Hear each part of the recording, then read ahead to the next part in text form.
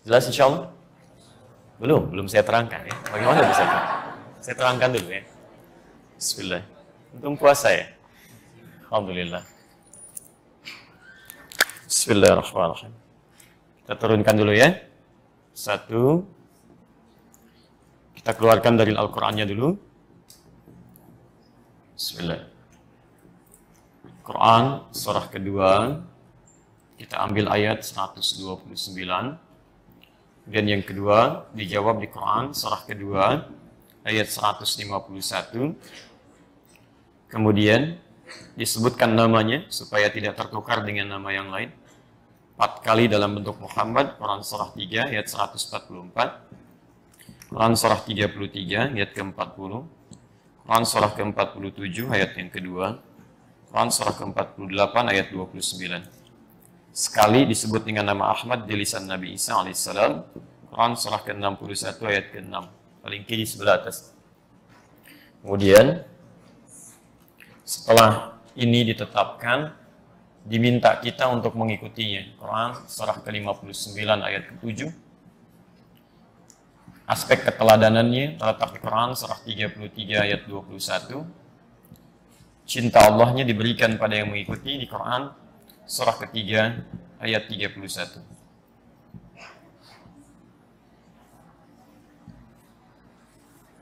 Kemudian kita turunkan 7.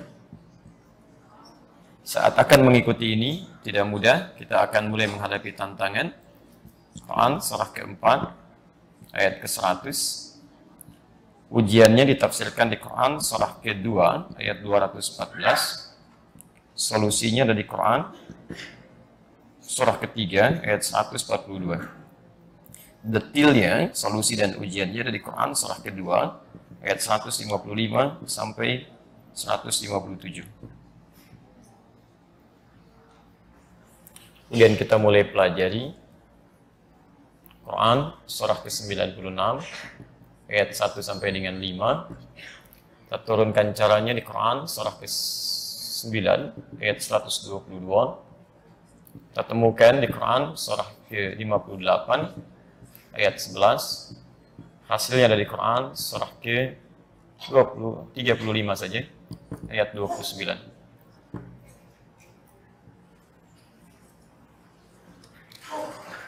Ya. Saya kira ini dulu, nanti ini selebihnya saya kosongkan untuk bisa menurunkan dalil tambahannya. Ya. Baik. Ini baru pengantarnya ya. Kita belum sampaikan ke turunan materinya.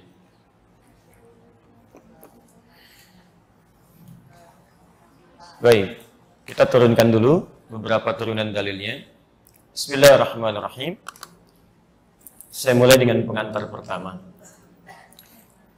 Bapak Ibu sekalian, beruntung kita, berbahagia bahwa saat kita diciptakan oleh Allah Subhanahu wa taala, Allah sudah memberikan pesan pada seluruh makhluk bahwa kita ini dicipta oleh Allah dengan kemuliaan tersendiri.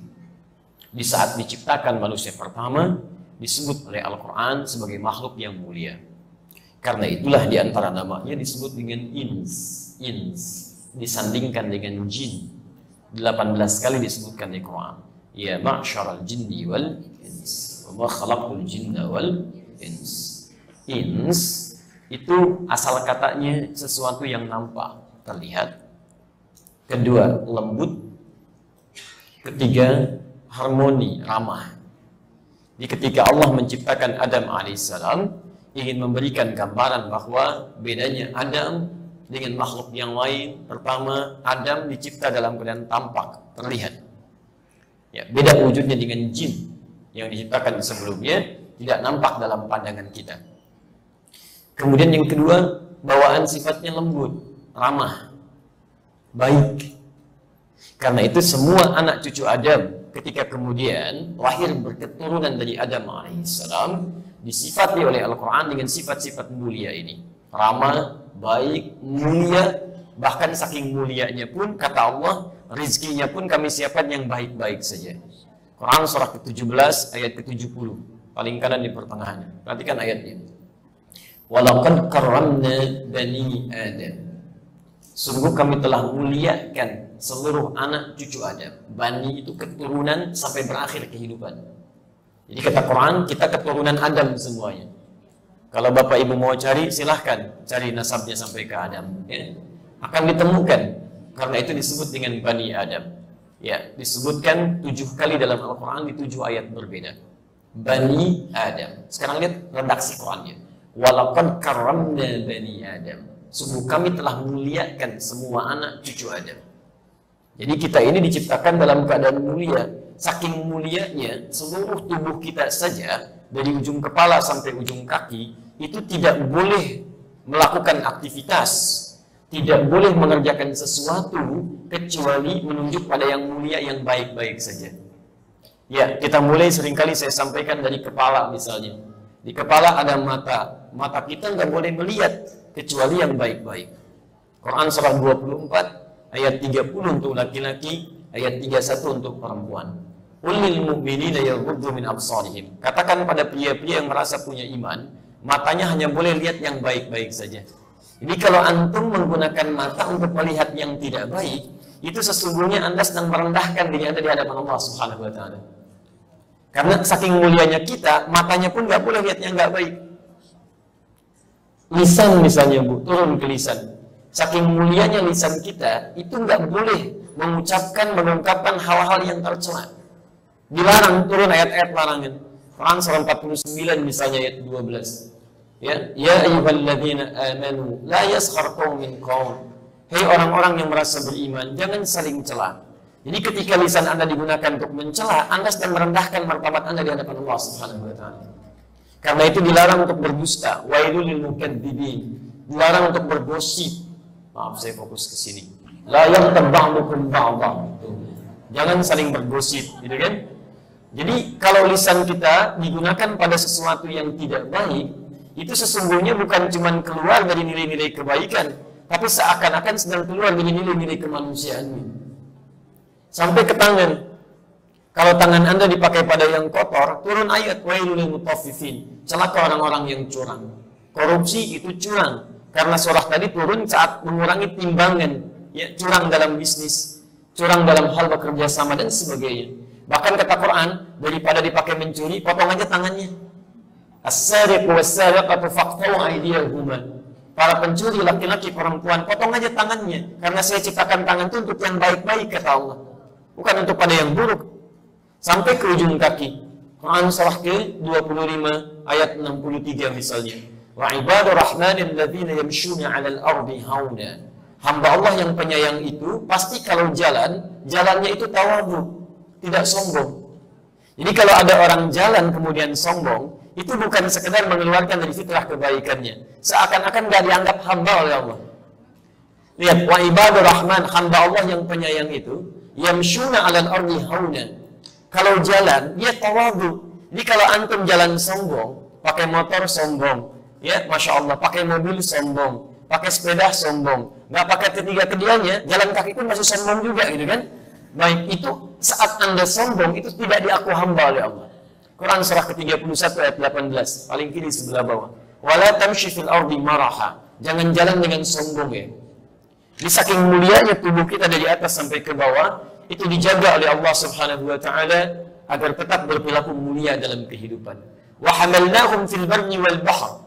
Dan kami perkenankan untuk banyak beraktivitas, baik di daratan ataupun di lautan. Quran tidak menunjuk udara, karena umumnya jarang ada orang beraktivitas di udara. Lewat. Jarang begitu di pesawat, haus, buka kaca, aku satu dong, gitu kan nggak ada. Ya, begitu dilubangin, hancur pesawatnya, kan? Di lintasan saja di atas. Umumnya beraktivitas darat, laut, darat, laut. Dan berbahagialah di Indonesia, karena tidak ada yang paling luas daratan dan lautannya pada umumnya kecuali Indonesia. Masya Allah.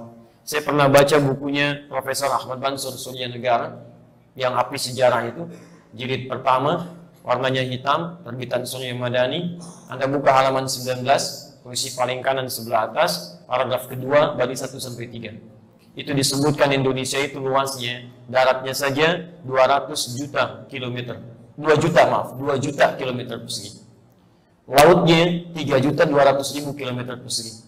Di luas darat dan lautnya 5.200.000 km persegi. Mengalahkan Eropa, mengalahkan negara-negara lain kalau digabungkan. Pulaunya saja, Anda bayangkan. Saya waktu ke Abu Dhabi, itu mau bikin satu pulau buatan. Berapa triliun itu mereka butuhkan. Cuma untuk bikin satu pulau. Kita punya 13.677 pulau. Itu belum termasuk Pulau Gadung, Pulau Gebang, dan Pulau Mas. Banyak lah pokoknya. Balik sini. Warzaqnahu minat thayyibat, dan kami pun hanya perkenankan dia makan yang baik-baik saja. Jadi karena kita makhluk mulia, maaf, kita hanya boleh makan yang mulia-mulia saja. Karena itu dilarang kita mengkonsumsi yang haram. Gak boleh ngambil yang haram, gak boleh maksiat selama tubuh kita. Kenapa? Karena kita mulia. Jadi kalau antum menyentuh yang haram, Anda sedang merendahkan kemuliaan di hadapan Allah Subhanahu wa taala. Saya sering katakan, Anda kalau bisa mengambil yang baik, kenapa mengambil yang buruk? Kalau bisa kita menyantap yang halal, kenapa pilih yang haram? Kan terbentang pilihan di hadapan kita, tapi juga kita memiliki akal untuk bisa memilihnya. Wa faddalnahum 'ala katsirin mimman khalaqna tafdila. Karena itulah kami lebihkan kemuliaan makhluk ini dari sekian makhluk yang kami ciptakan. Hanya sayang, dalam perjalanan kehidupan manusia, kadang-kadang, maaf, ada yang menyimpang dari ketentuan ini, umumnya karena faktor godaan setan yang sulit untuk ditolak. Ya, jadi saat Adam turun ke muka bumi, Adam turun, diberi tugas oleh Allah, Quran surah kedua ayat 38, paling kanan sebelah atas. Qul nahbitu minha jami'a, turun kalian semua ke bumi untuk menjalani hidup baru. Saat Adam turun, ya, setan ikutan turun. Ini masalahnya. Setan asalnya dari iblis. Ini setan disebutkan pertama kali di Quran surah kedua ayat 36, asalnya dari iblis. Iblis disebutkan di Quran surah kedua ayat 34. Iblis asalnya dari jin yang fasik, yang menyimpang dari Allah Subhanahu wa taala. Quran surah ke-18 ayat ke-50. Begitu ini turun, ini karena pernah merasa cemburu dengan Adam dan punya dendam kesumat, dia tidak mau tobat, dia ajukan permohonan kepada Allah untuk membuktikan kehebatannya. Sombongnya itu muncul kembali. Ya Allah, saat Adam nanti turun ke bumi bertugas, saya akan tunjukkan bahwa saya memang tidak salah, nggak mau sujud kepada Adam. Saya lebih hebat dibanding Adam. Ya, ana khairum minhu, Quran surah 7 ayat 11 sampai 13. Ya, saya lebih hebat dibanding Adam. Karena itu dia mengajukan permohonan kepada Allah supaya bisa menjadi musuhnya Adam dan memalingkan semua keturunan Adam, Bani Adam, dari nilai-nilai kemuliaan itu. Tujuannya sederhana, hanya sekedar ingin membuktikan saya lebih hebat dibanding Adam. Maka Anda nanti bisa lihat bagaimana ini berjanji akan memalingkan seluruh anak cucu Adam dari kemuliaan-kemuliaan itu.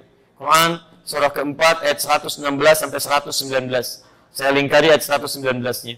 Quran surah ke-7 ayat 11 sampai dengan ayat ke-17-nya misalnya.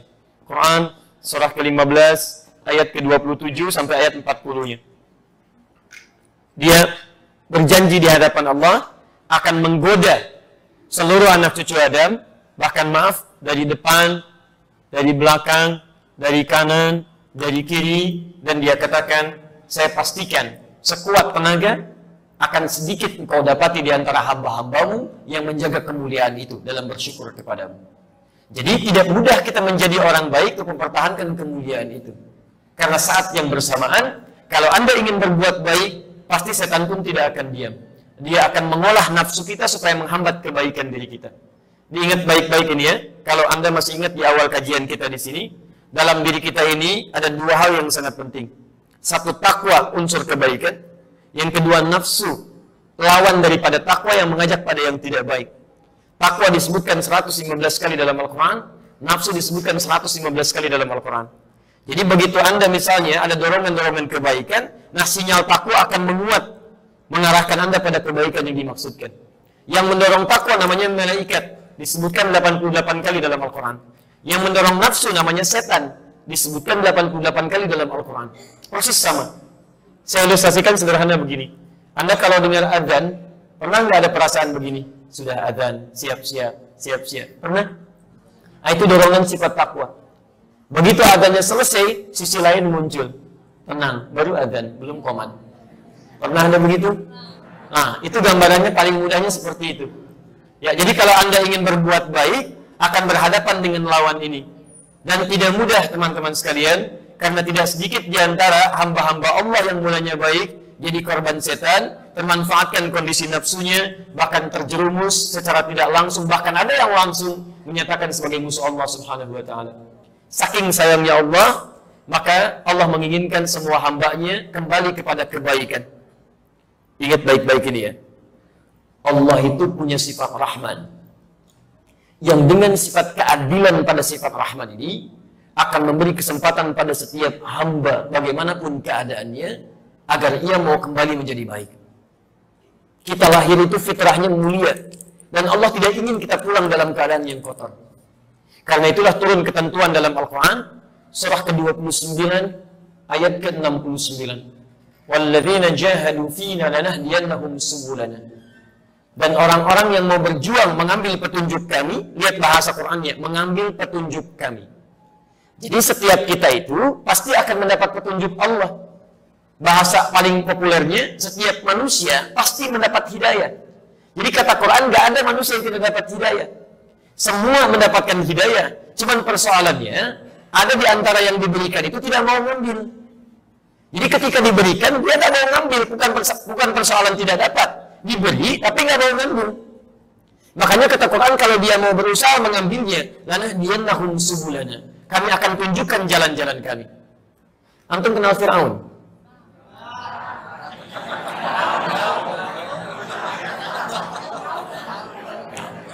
Masih ada yang kenal di sini. Alhamdulillah. Ya sudah lah. Ya. Baik. Ya. Baik. Kemarin di Puri Cinere ada yang kenal Nabi Isa. Barusan tadi di Lampung ada yang kenal juga dengan Abdurrahman bin Auf ya. Agak mendingan lah di sini Firaun. Baik. Firaun itu kurang apa sih buruknya? Mengaku Tuhan, ana rabbukumul a'la. Hobinya bunuh orang, bahkan baru lahir kalau bayi laki-laki dieksekusi. Quran surah 2:49 ayat sebelah kiri paling atas. Yudzabbihuna abna'akum. Hobinya sembilan orang. Tapi tahukah Anda, seburuk-buruknya Firaun berlaku keadilan Allah dalam kehidupan. Dikirimkan dua nabi sekaligus, Pak. Antum buka Quran surah ke-20 Thaha ayat 43 sampai 44. Quran surah ke-20 Thaha ayat 43 sampai 44. Idhaba ila fir'auna innahu tagha. Musa dan Harun pergilah kepada Firaun. Dia sudah mulai menyimpang. Coba Anda bayangkan, satu makhluk namanya Firaun dikirim dua nabi. Kita sampai dengan kiamat cuman satu nabi, Pak, nggak pernah lihat lagi. Sebab saking sayangnya Allah, berlaku keadilannya. Ayo saya kirimkan dua nabi. Itu pun hebatnya begini. Faqula lahu qawlan layyina la'allahu yatadhakkaru aw yakhsha. Maka Musa dan Harun coba dakwahi Firaun dengan lembut. Mungkin kelembutan itu akan membuat ia sadar mulai takut ia kepada Allah. Luar biasa. Coba bapak dengan Nabi Musa lebih soleh mana? Nabi Musa. Ibu dengan Harun lebih soleh mana? Nabi Harun. Teman-teman kita dengan Firaun lebih jahat mana? Lebih jahat Firaun. Anda bisa bayangkan nggak? Nabi Musa dan Nabi Harun pun diminta berdakwah kepada Fir'aun yang luar biasa jahatnya, diminta berkata lembut. Anda tidak sebaik Musa dan tidak semulia Harun. Kenapa berdakwah kepada teman sendiri dengan kasar? Coba teman-teman dipikirkan baik-baik gitu ya. Kalau kita hadirkan akhlak yang lembut dengan adab yang mulia, barangkali akan diterima nasihat-nasihat kebaikan-kebaikan kita. Yang paling menarik, saya mau tunjukkan, selevel Fir'aun saja diberi hidayah, masa kita nggak dapat? Pasti itu. Banyak hidayah yang datang lewat misalnya telinga. Coba ketika dengar azan, bukankah itu hidayah? Mudah bagi Allah untuk menjadikan Anda tidak mendengar azan. Lantas kenapa Anda bisa mendengarnya?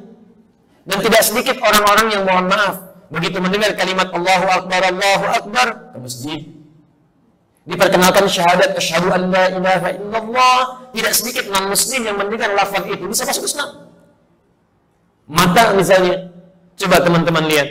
Maaf ya, dari sekian orang yang beraktivitas, kok cuman Anda yang lewat masjid? Dan mata Anda melihat orang sholat. Mudah bagi Allah untuk memperjalankan Anda di jalan yang lain. Tapi kenapa Anda lewat situ?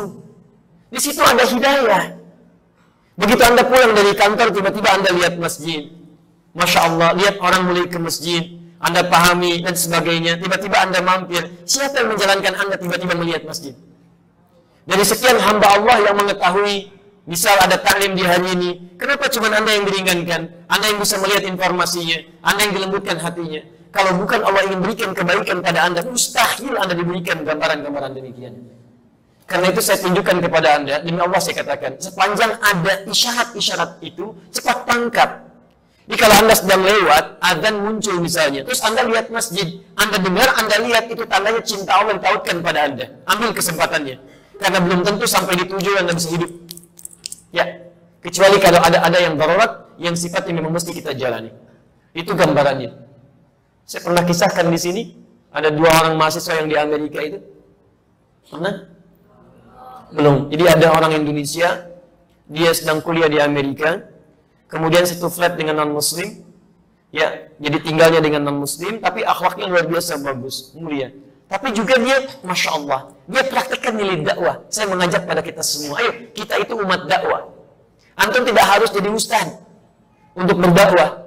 Jadilah Anda seperti apa Anda adanya. Anda pegawai ke kantor tampilkan akhlak mulia. Anda jangan korupsi, Anda jangan mencuri, Anda jangan menyela, Anda kemudian jangan bersikap yang tidak baik, ajak teman-teman dalam kebaikan, bantu kawan Anda. Dia akan bertanya, kamu dapatnya dari mana?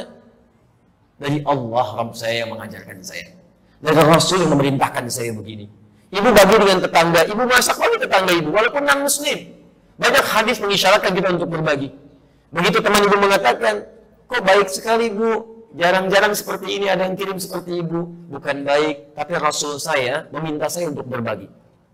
Tuhan saya Allah meminta saya untuk berbagi. Jadi begitu kalimat Allah diluncurkan di lisan kita, mengguncang hidayah dalam dirinya. Nah, mahasiswa tadi, dia terbiasa Pak, kalau dia melihat televisi, dia buka channel 1 yang dari Mekah itu. Satu kali sedang live persiapan sholat Isya. Temannya datang yang non-muslim. Cuman tanya begini, tahukah engkau berapa orang yang ada di situ? Dekat Ka'bah. Kata temannya, ya mungkin sekitar 2.000-3.000 orang. Kata yang muslim ini, di situ setidaknya ada 500.000 orang. Lihat pertanyaan kedua. Tahu nggak kamu, berapa lama waktu yang dibutuhkan untuk membuat mereka rapi seketika? Kata yang non-muslim, barangkali 2-3 pekan. Dia bayangkan satu-satu dirapikan, kan? Baik, lihat ini. Kata yang muslim, saya tunjukkan pada Anda. Tidak sampai 5 menit, mereka semua akan rapi. Yang non-muslim menunggu. Begitu kemudian mulai iqamat, Allahu Akbar, Allahu Akbar, yang tawaf, yang bergerak semua, dia menghadap ke satu titik yang sama. Dia mulai bengong. Begitu Syekh sudah memberikan isyarat, istawu, istaqimu, Allahu Akbar. Begitu tangannya diangkat, semua mengangkat, rapi seketika. Apa kata yang non-muslim ini? Lihat kalimatnya. Tolong tunjukkan kepada saya bagaimana caranya masuk Islam. Karena agama ini pasti bukan buatan manusia. Mustahil ada yang bisa mengatur dalam sekian menit, tidak sampai 5 menit seperti ini. Ini pasti bukan buatan manusia. Anda bisa bayangkan nggak? Ketika orang ini menangkap dengan pandangan matanya hidayah Allah, diberikan hidayah dalam dirinya. Jadi ada orang nonton sholat Isya, masuk Islam. Ada orang sudah Islam, nggak mau sholat Isya. Jadi dalam beberapa hal kita mesti merenungi kembali keadaan diri kita. Nah, supaya kita terjaga dalam kebaikan, agak lebih cepat, ya. Supaya kita terjaga dalam kebaikan, saking sayangnya Allah, diutuslah kemudian utusan-utusan untuk memperbaiki keadaan diri kita langsung bersinggungan dengan kehidupan kita. Utusan ini dimulai sejak periode masa Nabi Nuh alaihissalam. Ya. Jadi kalau zaman Nabi Nuh, ya, terima kasih, yang itu dihapus, yang lainnya jangan dulu ya. Kalau zaman Nabi Nuh dimulai itu Rasul. Zaman Nabi Adam itu belum Rasul. Baik, Adam itu alaihissalam Nabi atau Rasul? Coba diingat-ingat lagi. Nabi atau Rasul? Yang Nabi angkat tangan? Ibu Nabi? Masya Allah. Kenapa sebetulnya? Tadi Fir'aun, sekarang Nabi. Luar biasa. Yang mana sebetulnya yang betul ya? Luar biasa. Ya nggak apa-apa, sabar Bu ya. Baik. Ya, Nabi Adam itu Nabi bukan Rasul ya. Kalau Nabi itu dapat risalah untuk pribadinya. Ya, paling lingkungan sekitar yang dekat. Kalau Rasul itu sudah berdakwah ke umat. Zaman Nabi Adam belum ada umat. Mau dakwah kepada siapa? Yang ada cuma Adam dengan Hawa, kan? Lahir anak-anak. Jadi Adam bukan rasul tapi nabi. Nah, rasul itu dimulai sejak periode Nabi Nuh. Ketika keturunan Adam mulai semakin alaihissalam semakin banyak dan mulai kemudian menempati tempat-tempat berbeda, setan mulai bermain di sini. Persoalannya meninggal 5 orang saleh. Ya, nanti direkam di Quran surah 71, Anda silakan baca. Di situ nanti ada Ya'uq, ada Nasr, ada Yaghuth dan yang lainnya. Singkatnya supaya saya agak cepat, meninggal kemudian 5 orang ini, masyarakat merasakan kehilangan. Dibuatlah kemudian patung untuk in memoriam asalnya, supaya bisa mengenang dan seterusnya. Lama-lama setan masuk, begitu lewat kok kayak kita diperhatikan ya. Lama-lama seperti melirik ya. Terus kasih makanan di situ. Mulai kasih makanan. Yang aneh, begitu besok dilihat makanan sudah habis. Ya, dia nggak tahu kalau temannya yang ngambil mungkin kan. Yang jadi persoalan, dia mulai merasa ada kehidupan dalam patung itu. Itulah munculnya patung pertama kali di muka bumi ini. Ya, sampai dan turun ke masa jahiliyah, sampai sebagian berkembang luas sampai sekarang. Nah, saat berkembang pada hal-hal yang tidak Allah senangi, semakin parah karena terkait dengan akidah, maka diutuslah seorang Rasul untuk meluruskan kembali kita pada nilai-nilai kemuliaan. Dan dimintalah Rasul itu untuk diikuti oleh umatnya. Segala tuntunan-tuntunan yang dibawa.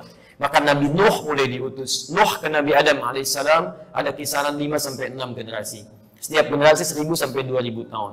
Nuh alaihissalam bin Mikhlail, bin Matushala, bin Kenan, bin Anwas, bin Thith, bin Adam alaihissalam.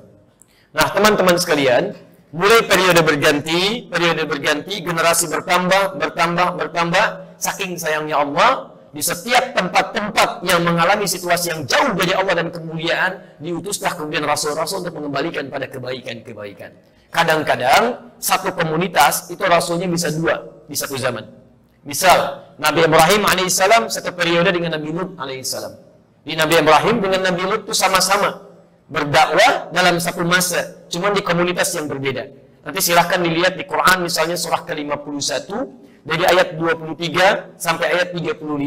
Anda akan menemukan malaikat mampir ke rumahnya Nabi Ibrahim yang tujuan utamanya untuk pergi ke kaumnya Nabi Lut untuk menurunkan azab di sana. Di satu periode di situ.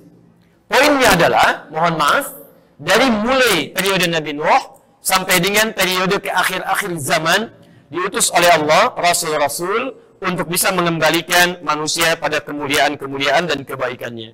Jadi maaf, Allah itu mengutus Rasul bukan sekedar membawa risalah, tapi tugas utamanya untuk memastikan kita kembali menjadi orang baik.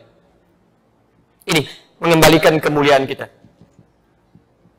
Karena itu ketika diberikan tuntunan Rasul ini, hati-hati betul. Saat diberikan tuntunan itu kalau kita perhatikan, itu mengarahkan pada nilai-nilai kebaikan kita semuanya. Maka dibuatlah kemudian statement, diabadikan dalam Al-Quran, ada firman Allah Subhanahu wa Ta'ala, Quran surah ke-4 ayat 163.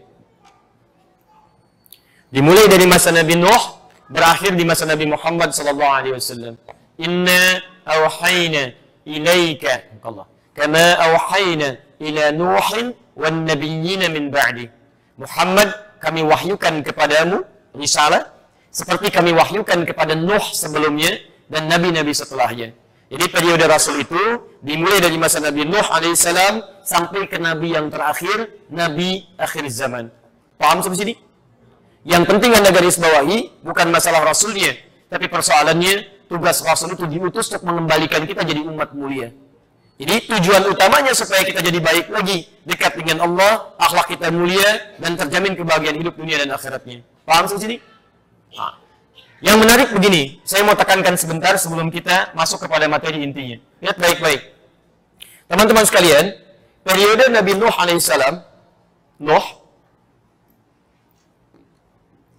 Rasul terakhir siapa? Baik, nanti ya, saya belum sebutkan namanya, tapi kita tuliskan aja misalnya Nabi Muhammad SAW. Ini dari periode Nabi Nuh sampai yang terakhir. Sebelum sampai yang terakhir, sampai ke fase Nabi Isa, dari sini sampai sini, maaf, Allah memberikan tugas yang terbatas, hanya di komunitas tertentu saja. Jadi tidak diutus rasul-rasul ini untuk semua kalangan manusia, cuman komunitas.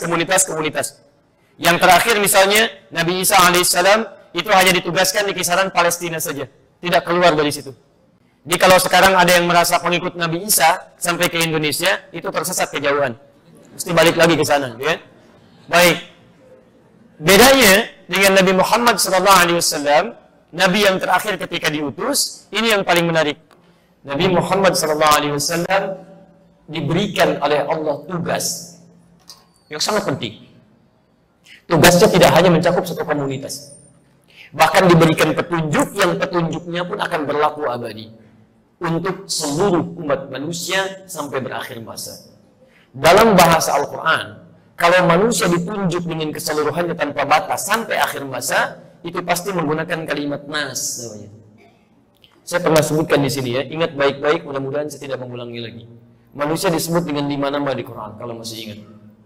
Satu, bashar, untuk menunjuk kecenderungan nafsunya. Disebutkan 35 kali dalam Al-Quran. Qul innama ana basyarum mithlukum. Katakan, Muhammad, saya manusia seperti kalian. Tayyib. Yang kedua, kadang disebut dengan ins. Ya ma'syaral jinni wal ins. Digabungkan dengan jin, disandingkan dengan jin, disebutkan 18 kali di Quran. Ketiga disebut dengan insan. Hal ata 'alal insani hinun minad dahr Ar-Rahman 'allama al-Quran khalaqal insan. Disebutkan 65 kali dalam Al-Quran, di 63 ayat berbeda, di 43 surah yang tidak sama. Kemudian disebutkan dengan Bani Adam. Ya Bani Adam khudhu zinatakum 'inda kulli masjid. Quran surah 7 ayat 31. Baik, tapi yang kelima ini yang unik, disebut dengan nas. Quran paling favorit surah ke-114. Qul a'udzu birabbin nas. Kalau disebutkan dengan nas, itu artinya semua manusia tanpa batas. Perhatikan, ketika Nabi diutus, diberikan mukjizat dan bekal panduan untuk membuat kita jadi orang baik, maka panduan ini ditujukan dengan kalimat bukan ins, bukan insan, bukan bani Adam, bukan bashar, tapi nas. Quran surah kedua ayat 185. Perhatikan ayatnya.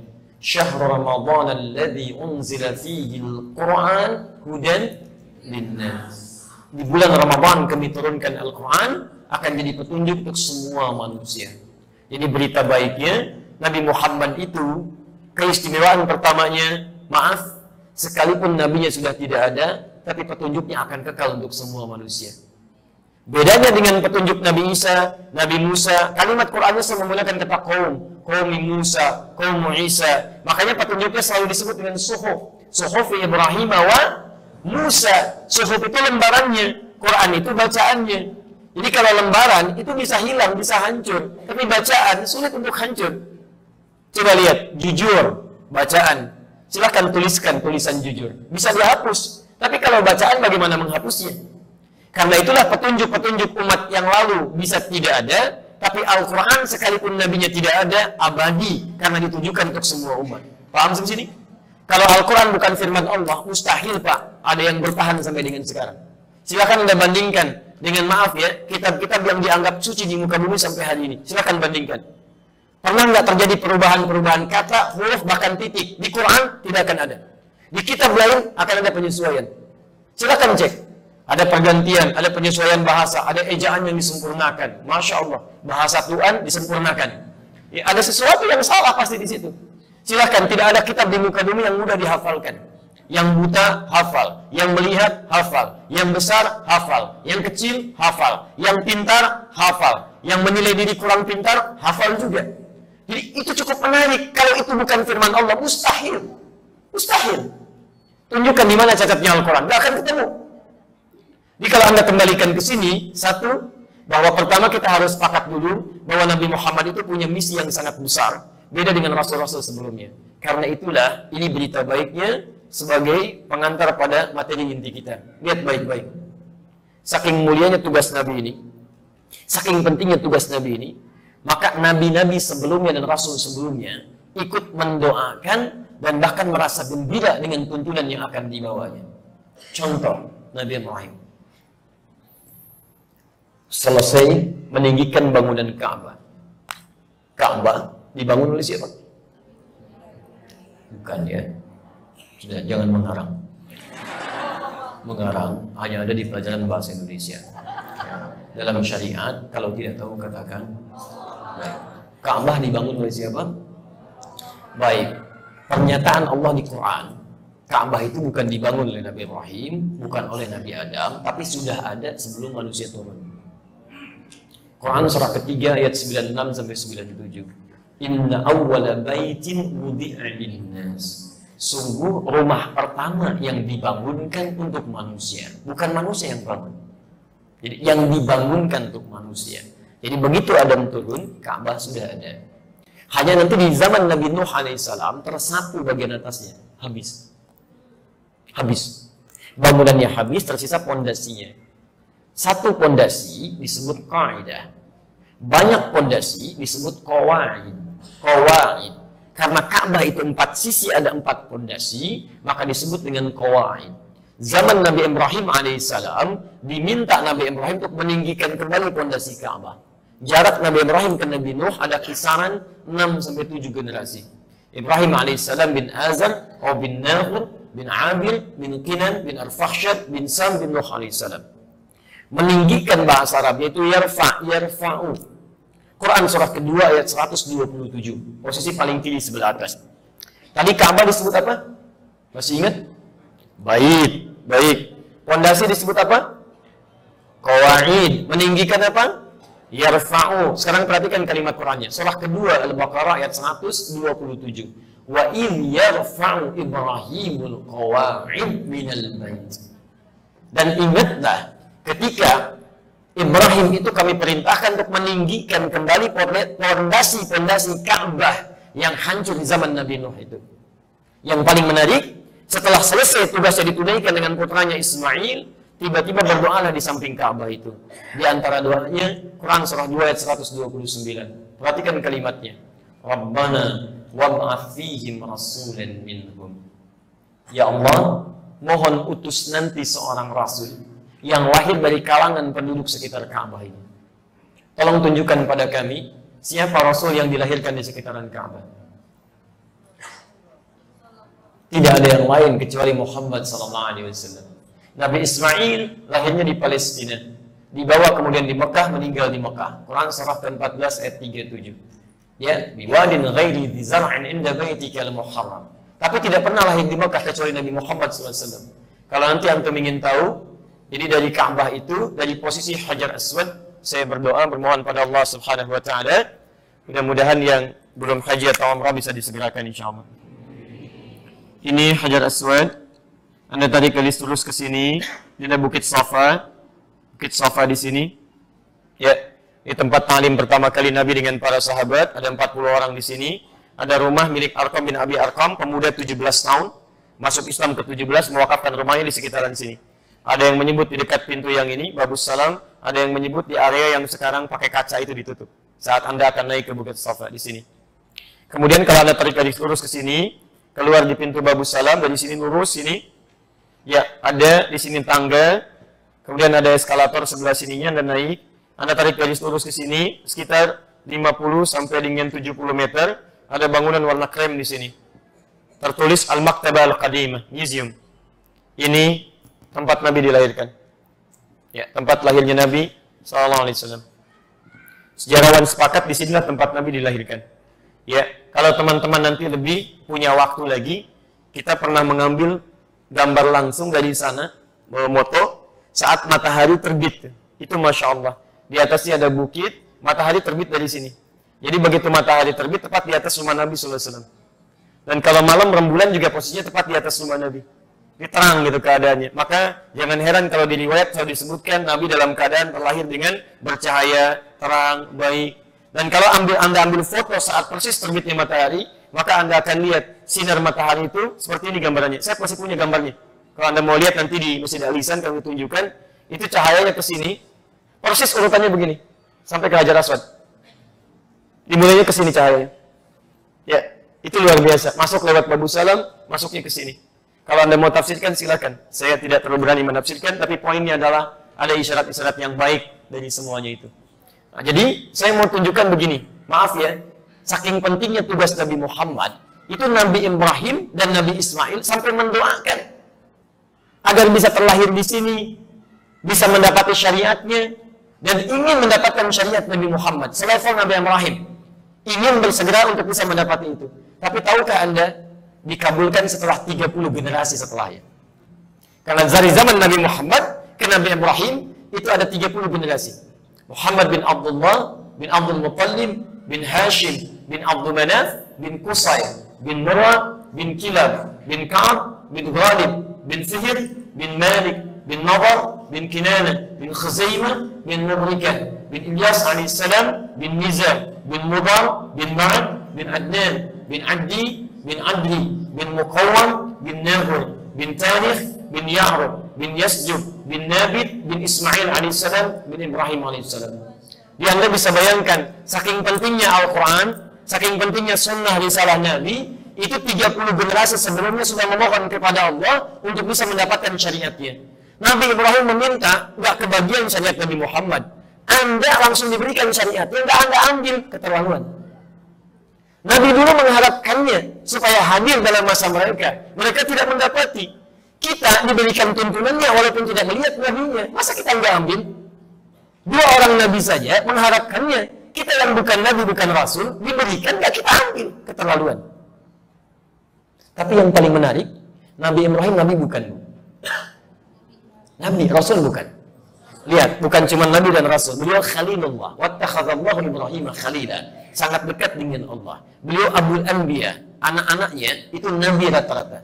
Dari Sayyidah Sarah turun Ishak, dari Ishak turun Ya'qub, dari Ya'qub turun Yusuf, dari ke kanan ada Zakaria, keponakannya Imran, menikah dengan Hanna, lahir Maryam, dari Maryam turun Isa, samping kirinya ada Musa, dari situ ada Daud, ada Sulaiman, terus sampai ke bawahnya. Anda bayangkan, Abul Anbiya, Khalilullah, dekat dengan Allah, luar biasa. Dari Hajar ada Ismail, dari Ismail ke Nabi Muhammad SAW. Tapi maaf, ketika berdoa kepada Allah, baru 30 generasi dikabulkan. Dan tidak pernah melihat hasil doanya, tapi tidak pernah putus asa dalam doanya. Nabi, Rasul, dekat dengan Allah, Abul Anbiya, surganya jelas, berdoa, dikabulkan 30 generasi setelah puluhan ribu tahun, tidak pernah mengeluh, tidak pernah memelas, dan tidak pernah merasa pesimis dengan doanya. Bandingkan, Anda bukan Nabi, Rasul juga bukan, Anda bukan Abul Anbiya, Abu Sahabah juga bukan, Abu Tabi'in juga bukan, surga Anda belum jelas, kisah Anda menegangkan. Nabi Ibrahim berdoa 30 generasi baru dikabulkan, tidak mengeluh. Anda baru 30 hari sudah mengeluh. Ya Allah, saya kurang apa lagi menyembah? Kurang apa lagi ibadah? Saya sudah tahajud, saya sudah baca Al-Quran, saya juga puasa. Kenapa belum dikabulkan juga? Belum sabar. Belum sabar. Kamu tahajud baru 1 rakaat. Baca Quran baru 1 ayat. Puasa pada hari buka, pengikutnya banyak gitu kan. Banyak yang kita bisa dapatkan dari pelajaran itu. Saya mau kembalikan dulu, lihat baik-baik ya. Jadi maksud saya gini, saya sebelum bahas mengapa kita pelajari ini, saya ingin tunjukkan Nabi dulu aja pengen, masa orang sekarang nggak dapat? Nabi Isa itu lahirnya, Nabi Muhammad lahir 600 tahun setelah periode Nabi Isa. Jadi jarak Nabi Isa ke Nabi Muhammad 600 tahun. Tapi tahukah Anda? Itu Nabi Isa sampai ngasih kabar gembira kepada umatnya akan kedatangan Nabi Muhammad. Padahal 600 tahun sebelum kelahirannya. Lihat Quran surat 61 ayat ke-6, paling tinggi sebelah atas. Wa mubasysyara bi rasulin ya'ti min ba'di ismuhu Ahmad. Dan saya kasih kabar gembira ya, Nabi Isa ngasih kabar gembira kepada umatnya. Padahal 600 tahun Nabi Muhammad belum dilahirkan. Kalau kita berpikir normal, umumnya orang gembira itu ketika wujudnya ada. Anda kedatangan tetangga, namanya Pak Soleh. Alhamdulillah, alhamdulillah, akhi, anak gembira sekarang. Kenapa? Istri anak baru lahiran. Masya Allah. Anaknya apa? Laki-laki. Masya Allah. Gembira, wajar. Yang nggak wajar, alhamdulillah, alhamdulillah, akhi, anak punya anak laki-laki. Masya Allah, kapan? Nanti kalau udah menikah. Masya Allah. Kan aneh. Nikah aja belum, sudah gembira punya anak. Itu nggak wajar. Tapi hukum ini kayaknya menjadi tidak berlaku ketika Nabi Muhammad itu begitu dirindukan oleh Nabi-Nabi sebelumnya. Kata Nabi Isa, saya kasih kabar gembira ya. Padahal 600 tahun belum lahir Nabinya. Di selevel Nabi Isa saja, yang mukjizatnya begitu dahsyat, yang luar biasa akhlaknya, baik dengan sesamanya, dekat dengan Allah Subhanahu wa Ta'ala, gembira dengan petunjuk Nabi Muhammad SAW. Jadi kalau Nabi Isa itu lihat Al-Quran, lebih gembira lagi. Nabi Isa lihat petunjuk sunnah Nabi, lebih gembira lagi. Nabi Isa gembira, antum dikasih Al-Quran, kenapa nggak gembira? Coba lihat teman-teman sekalian. Berapa kali dalam sehari kita mengupdate status kita tentang Al-Quran? Al-Quran antum baca. Al-Quran berapa kali kita bacakan? Itu gambarannya.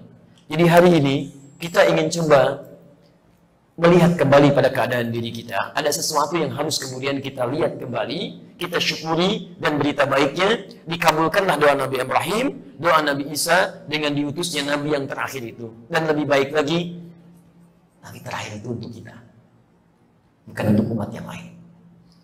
Maka berbahagialah ketika Allah berfirman di Quran, surah kedua, ayat 151. Kama arsalna fiikum rasulan minkum yatlu alaikum ayatina wa yuzakkikum wa yu'allimukumul kitaba wal hikmah wa yu'allimukum ma lam takunu ta'lamun. Sebagaimana kami telah utus untuk kalian. Kita disebut untuk kalian, bukan untuk umat masa lalu, tapi untuk kita. Jadi berbahagialah kita, Nabi Muhammad dan risalahnya diberikan kepada kita. Ini menandakan bahwa ada kebaikan-kebaikan dalam diri kita, insya Allah.